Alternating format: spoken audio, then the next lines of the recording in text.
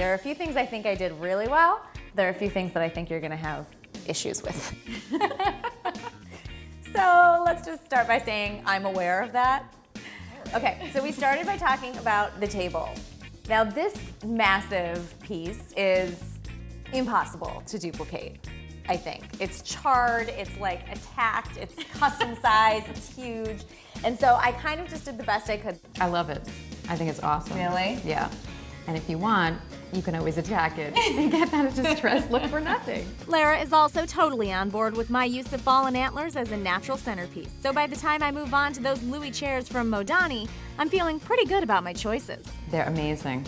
I think you did a fantastic job. Congratulations. Okay, now here's where we might start to change your opinion.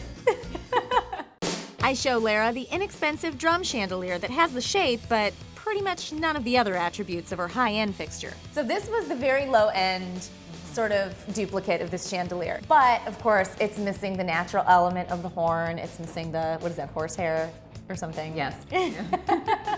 But I found another one that I think you were going to love, but I had to show you. Yes, love that. It's gorgeous. That is awesome. I knew she'd love it, but at nearly $2,300, it's definitely not a bring-it-home budget item. So that's your wow piece.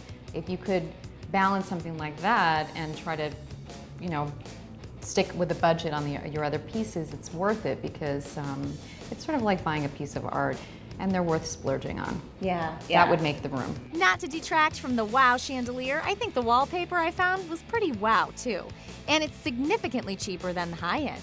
It's a beautiful pattern, absolutely. You definitely want to bring in color on the walls. Yeah. With the black table, black chairs, neutral lighting. That's your one area that you can sort of take advantage and bring in some color. Yeah. And then you can pull in the color on your tabletop to sort of coordinate with that. Am I going too edgy though? No, absolutely not.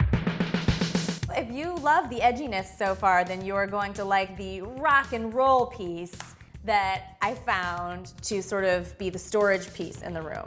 Now this guy serves two purposes, and I can see that you're not loving it actually. So here's my thought process here, okay? So you said that because you had this large storage piece that you just fell in love with, so I was just going out and looking to fall in love with something, just like you advised. That's what you have to do. But you had said that, you can't really use this one as sort of a serving area because it's too high, and that's why you brought in the second one. Well, I thought, what if we find something that's low enough to use as both, and then you kind of save the money on having to get a second one? Absolutely, I like that thinking. It brings in a little bit of that rock and roll element.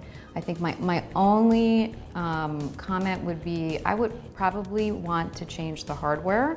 I think that the little handles there are a little sort of nondescript, and I would probably want to change them out. A little last-minute interneting found me those awesome animal shot glasses for $32 a piece. And some table settings I found at Jason bring in that horn that I missed out on in the chandelier. Love it. Absolutely. That is magnificent. I think that it would look gorgeous on a black table. Congratulations. Yeah, you're congratulating me. I give you an A. Yay! I really do. I have to say, I'm pleasantly surprised. Oh, you had no faith in me whatsoever, huh? I think we're gonna have to drink to this one. Oh yes, well, we should fill up those little animal shot glasses. You want to throw in pieces that are a little bit less expected. You want to have a surprise element. It's when you fall in love with pieces, they will work together. As long as you find some kind of common design element. It could be the coloring or the texture or something that kind of pulls them together.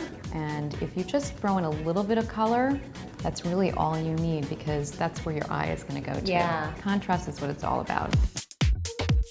Lara's designer dining room, fit for a fashionable party of 14, cost about $42,000. My Bring It Home version came in at just over $7,000, even with my feathery splurge. We've done the searching so that you don't have to. Totally selfless, really. Just head to bringithomechicago.com to get a second look at anything you've seen during today's show so that you too can bring it home.